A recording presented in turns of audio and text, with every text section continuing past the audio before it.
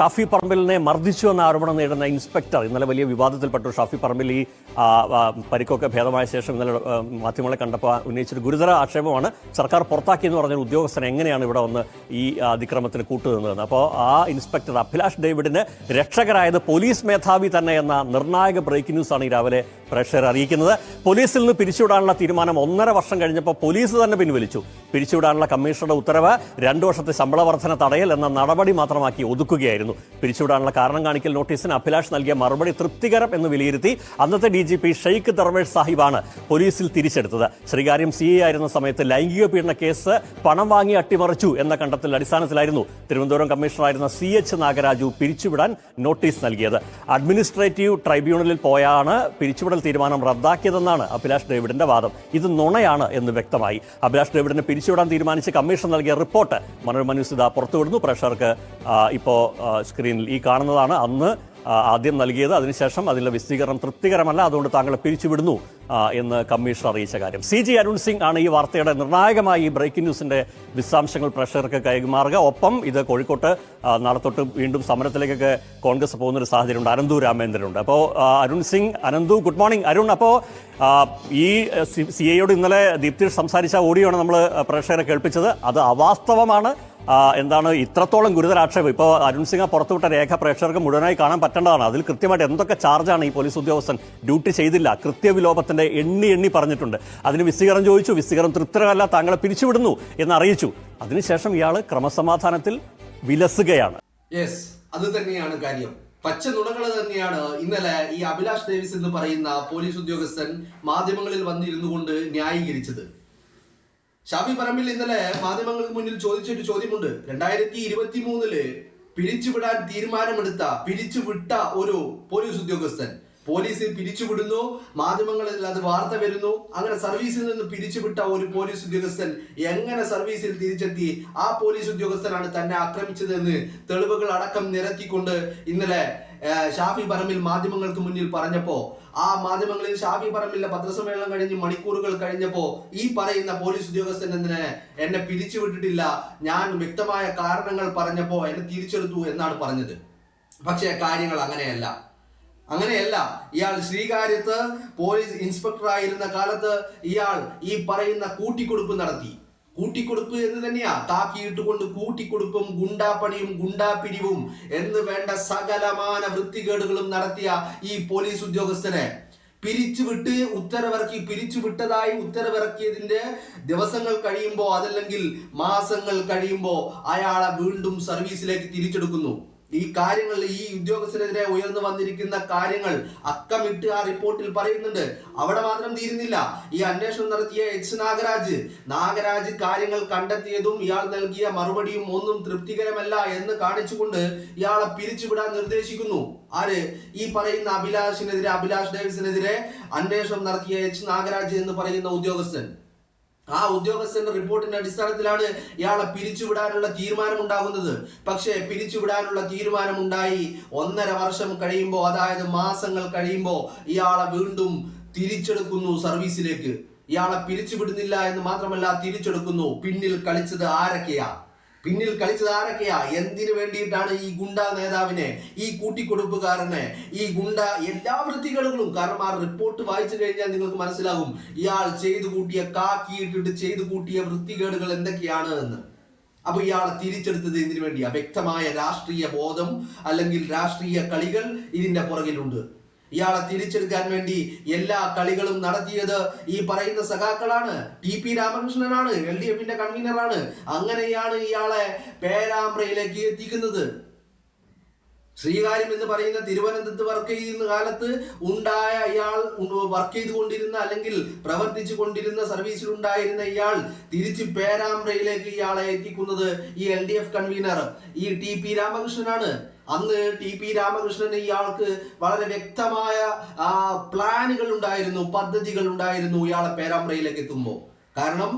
കാരണം പിരിച്ചുവിട്ട ഒരുത്തനെ തിരിച്ചെടുക്കുമ്പോ അവനെ സംബന്ധിച്ചിടത്തോളം വാലാട്ടി ഈ പറയുന്ന യജമാനന് മുന്നിൽ നന്ദി കാണിക്കുക എന്നുള്ളത് അവനെ സംബന്ധിച്ചിടത്തോളം ഒരു ബാധ്യതയാണ്. ആ ബാധ്യത ഇവൻ കാണിക്കുമെന്നുള്ള ഉറപ്പോട് കൂടിയാണ് ഇവനെ പേരാമ്പ്രയിലേക്ക് എത്തിക്കുന്നത്. പേരാമ്പ്രയിലേക്ക് ഇവനെ എത്തിക്കുന്നതിന് മുമ്പും ഇവർക്ക് ഈ പറയുന്ന പിന്നിൽ കളിച്ച ആളുകൾക്ക് വലിയ പ്ലാനുകൾ ഉണ്ടായിരുന്നു. കാരണം എന്ന് പറയുന്നത്, ഇയാളെ തിരിച്ച് സർവീസിലേക്ക് എടുക്കുന്ന കാലം ഏതാണ്? തിരിച്ച് സർവീസിലേക്ക് ഇവൻ വരുന്ന കാലം എന്ന് പറയുന്നത് ഷാഫി പറമ്പിൽ വടകരയിൽ വിജയിച്ച് കയറിയിട്ട് ടീച്ചറമ്മയെ നിഷ്പ്രഭമാക്കിയിട്ട് തോറ്റു തുന്നം പാറിച്ചിട്ട് 8 നിലയിൽ പരാജയപ്പെടുത്തിയിട്ട് ഷാഫി അങ്ങനെ ഒരു മെഗാ ഷോ നടത്തി വടകരയിൽ അങ്ങനെ വലിയ ഒരു സംഭവമായിട്ട് നിലനിൽക്കുന്ന സമയത്താണ് ഇവനെ തിരിച്ചെടുക്കുന്നത് സർവീസിലേക്ക് തിരിച്ചെടുത്ത് തന്നെ ഇയാൾക്കെതിരെ നടപടി, ഇയാൾ പോലീസിൽ കാക്കിയിടാൻ അർഹനല്ല എന്ന് കണ്ടുകൊണ്ട് ഒരു ഉദ്യോഗസ്ഥൻ ഇയാളെ നടപടി എടുക്കണമെന്ന് ഇയാൾക്കെതിരെ അന്വേഷണം നടത്തിയ ഉദ്യോഗസ്ഥൻ ഒരു റിപ്പോർട്ട് സമർപ്പിക്കുമ്പോൾ അങ്ങനത്തെ ഗുണ്ടയെ, ഒരു കൂട്ടിക്കൊടുപ്പുകാരനെ സർവീസിലേക്ക് തിരിച്ചെടുത്തിട്ടുണ്ടെങ്കിൽ ഈ പറയുന്ന അജണ്ടകൾ അതിന്റെ പിന്നിലുണ്ടായിരുന്നു. അജണ്ടകൾ എന്താണ്? ഇത്തരത്തിൽ വടകരയിൽ ഷാഫി പറമ്പിലിനെ നേരിടണം. കാരണം പേരാമ്പ്രയിലായിട്ടും വടകരയിലായിട്ടും ഈ പറയുന്ന സമീപ പ്രദേശങ്ങളിലായിട്ടും എന്ന് പറഞ്ഞാൽ വടകര അസംബ്ലി പാർലമെന്റ് മണ്ഡലത്തിൽ ഒരു ദിവസം ഷാഫി പറമ്പിലിനെ കയ്യിൽ കിട്ടുമെന്നുള്ള കാര്യത്തിൽ ഇവർക്ക് ഒരു തർക്കവും ഇല്ലായിരുന്നു. കാരണം ഷാഫി പറമ്പിൽ അവിടുത്തെ ഒരു ജനപ്രതിനിധിയാണ്. ആ ജനപ്രതിനിധി ആയിരിക്കുമ്പോൾ അവിടെ എന്തെങ്കിലും ഒരു പ്രശ്നത്തിൽ ഷാഫി ഇടപെടും. അന്ന് ഷാഫിയെ വീഴ്ത്തണം എന്നുള്ള കാര്യം ഇവർക്ക് നിശ്ചയമായിരുന്നു. അതിന്റെ അടിസ്ഥാനത്തിലാണ് ഈ കിട്ടിയ അവസരം ഈ പറയുന്ന അഭിലാഷ് ഡേവിസ് ഉപയോഗിച്ചത്. നിങ്ങളൊന്ന് ആലോചിച്ച് നോക്കണം. Rural S P V K Baiju വളരെ കൃത്യമായിട്ട് പറയുന്നു, ഞാൻ ലാത്തി ചാർജ് നടത്താൻ നിർദ്ദേശം നൽകിയിട്ടില്ല, അതുകൊണ്ട് അവിടെ ഒരു ലാത്തി ചാർജ് ഉണ്ടായിട്ടില്ല. സംഭവം ശരിയാണ്, റൂറൽ എസ് പി പറയുന്ന കാര്യം. കാരണം ലാത്തി ചാർജ് എന്ന് പറഞ്ഞ് സാധാരണഗതിയിൽ നടക്കുന്ന ആ ഒരു പ്രൊസീജിയറിലൂടെ നടക്കുന്ന ഒരു സംഭവം അവിടെ ഉണ്ടായിട്ടില്ല. എന്ന് പറഞ്ഞാൽ ഹൈക്കമാൻഡിൽ കമാൻഡ് നൽകുന്ന ഉദ്യോഗസ്ഥൻ നിർദ്ദേശം നൽകും, അതിനുശേഷം വിസിലടിച്ച് അടിച്ചോടിക്കും. അങ്ങനെ എല്ലാ പോലീസുകാരും ചേർന്നുകൊണ്ടുള്ള ഒരു പരിപാടി, അങ്ങനത്തെ ഒരു ലാത്തി ചാർജ് അവിടെ ഉണ്ടായിട്ടില്ല. പക്ഷേ അവിടെ ഈ ലാത്തി കയ്യിലുള്ളത് കൊണ്ട് ആ ലാത്തി ഉപയോഗിച്ചുകൊണ്ട് ഷാഫി പറമ്പിലിനതാ ഇങ്ങനെ അയാളുടെ മുഖത്തടിച്ചുകൊണ്ട് അയാളുടെ മോന്ത അടിച്ചു പൊട്ടിച്ചു, അയാളുടെ മൂക്കിന്റെ പാലം അടിച്ച് തകർത്തിട്ടുണ്ട്. ആ കാര്യത്തിൽ ഒരു തർക്കവും വേണ്ട.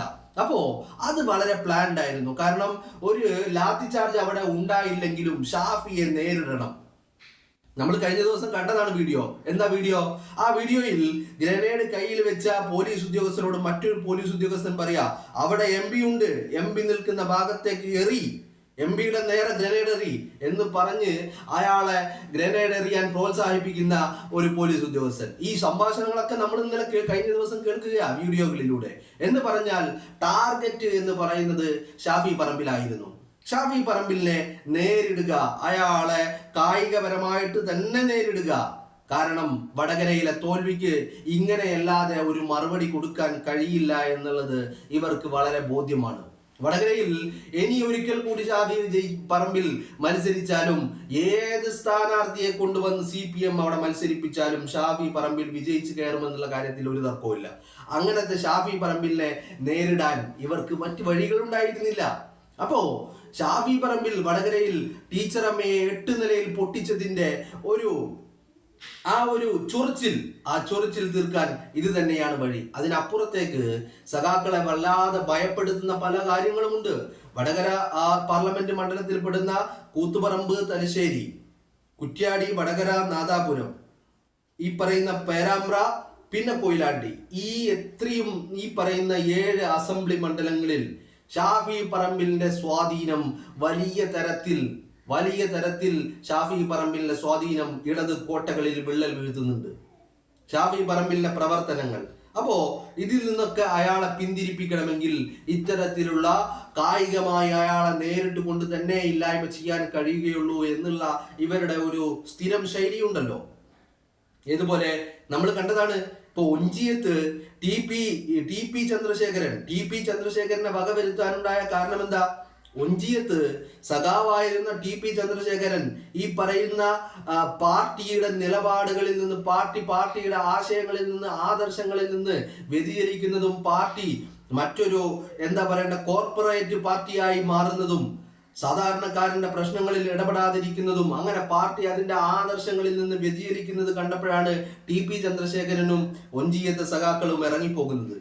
ആ TP ചന്ദ്രശേഖരനെയും ഒഞ്ചിയത്തെ ഈ ഇറങ്ങിപ്പോയ സഖാക്കളെയും നേരിടാൻ കഴിയാതെ, ആദർശപരമായി രാഷ്ട്രീയപരമായി നേരിടാൻ കഴിയാതെ വന്നപ്പോഴാണ് ഇത്തരത്തിൽ TPയെ കായികമായി നേരിട്ടതും TPയെ ഇല്ലായ്മ ചെയ്തതും. അതേ രീതി തന്നെയാണ് ഈ ഷാഫി പറമ്പിലിന്റെ കാര്യത്തിലും ഇവരെടുക്കുന്നത്. പക്ഷേ ഷാഫി പറമ്പിൽ ഒരു ജനപ്രതിനിധി ആയിരിക്കുമ്പോൾ അയാളെ കായികമായി നേരിടുന്നതിന് ഇവരുടെ മുന്നിൽ പരിമിതികളുണ്ട്. ആ പരിമിതികൾ ഇവർക്ക് തിരിച്ചറിയാം. കാരണം ഷാഫിയെ TPയെ ഇല്ലായ്മ ചെയ്ത പോലെ ഷാഫിയുടെ ദേഹത്ത് തൊട്ട് കഴിഞ്ഞാൽ അത് വലിയ തരത്തിലുള്ള പ്രത്യാഘാതങ്ങൾ ഇവർക്ക് ഉണ്ടാക്കുമെന്നുള്ള തിരിച്ചറിവിൽ നിന്നാണ് ഇപ്പോ, എന്നാലും കുഴപ്പമില്ല, എന്തൊക്കെ പ്രശ്നങ്ങൾ ഉണ്ടാക്കിയാലും ഷാഫിയെ ഭയപ്പെടുത്തണം, അയാളെ അടിക്കണം, അയാളെ കായികമായി നേരിടണം എന്നുള്ള തീരുമാനത്തിൽ നിന്ന് ഇത്തരത്തിൽ കാക്കിയിട്ട ഗുണ്ട നേതാക്കൾ എപ്പോഴും, ആ ഗുണ്ട നേതാക്കളെ പോലും ലജ്ജിപ്പിക്കുന്ന തരത്തിലാണ് ഒരു ക്രമസമാധാന പാലകനായിട്ടുള്ള, ഒരു പോലീസ് ഉദ്യോഗസ്ഥനായിട്ടുള്ള, ഒരു നിയമപാലകനായിട്ടുള്ള ഒരു ഉദ്യോഗസ്ഥന്റെ കയ്യിൽ നിന്ന് വരുന്ന പ്രവർത്തികൾ. കാരണം ഇയാളുടെ ട്രാക്ക്, ഈ ഹിസ്റ്ററി, സർവീസ് ഹിസ്റ്ററി ഒന്ന് എടുത്ത് പരിശോധിച്ച് നോക്ക്. കൂട്ടിക്കൊടുപ്പുണ്ട്, ഗുണ്ടാപ്പണിയുണ്ട്, ഗുണ്ടാ പിരിവുണ്ട്, അങ്ങനെ എല്ലാവിധ തെമ്മാടിത്തകളും ചെയ്ത് അയാളെ സർവീസിൽ തുടരാൻ, കാക്കിയിടാൻ അർഹനല്ലെന്ന് കണ്ടെത്തി പുറത്താക്കിയ ഒരു വ്യക്തിയെ ഇവർ തിരിച്ച് സർവീസിലേക്ക് കൊണ്ടുവന്നിട്ടുണ്ടെങ്കിൽ കാര്യങ്ങൾ വളരെ വ്യക്തമാണ്. അജണ്ടകളും പ്ലാനുകളും ഉണ്ടായിരുന്നു. ആ പ്ലാനുകളുടെ അടിസ്ഥാനത്തിൽ തന്നെയാണ് ശ്രീകാര്യത്ത് സർവീസിൽ ഉണ്ടായിരുന്ന വ്യക്തിയെ തിരിച്ചെടുത്തപ്പോൾ പേരാമ്പ്രയിലും വടകരയിലും ഈ പോലീസ് ഉദ്യോഗസ്ഥനെ തിരിച്ചെത്തിയിട്ടുണ്ടെങ്കിൽ, ഈ ഗുണ്ടാ നേതാവിനെ എത്തിച്ചിട്ടുണ്ടെങ്കിൽ അതിന് സഖാക്കൾക്ക് കൃത്യമായ പ്ലാനുകൾ ഉണ്ടായിരുന്നു. ഇയാളെ സർവീസിൽ തിരിച്ചെടുത്തത് പോലും, ഈ പറയുന്ന DIG അതിന് ഉത്തരവിറക്കിയത് പോലും ഈ പറയുന്ന സമ്മർദ്ദങ്ങളുടെയും നിർദ്ദേശങ്ങളുടെയും അടിസ്ഥാനത്തിലാണ്. ആ സമ്മർദ്ദങ്ങളും നിർദ്ദേശങ്ങളും സഖാക്കളായിട്ടുള്ള, LDF കൺവീനർ ആയിട്ടുള്ള, പേരാമ്പ്ര MLA ആയിട്ടുള്ള പല ആളുകളുടെയും ഇടയിൽ നിന്ന്, അല്ലെങ്കിൽ അവരാണ് നിർദ്ദേശങ്ങൾ നൽകിയത് എന്നുള്ള കാര്യത്തിൽ ഒരു തർക്കവും വേണ്ട.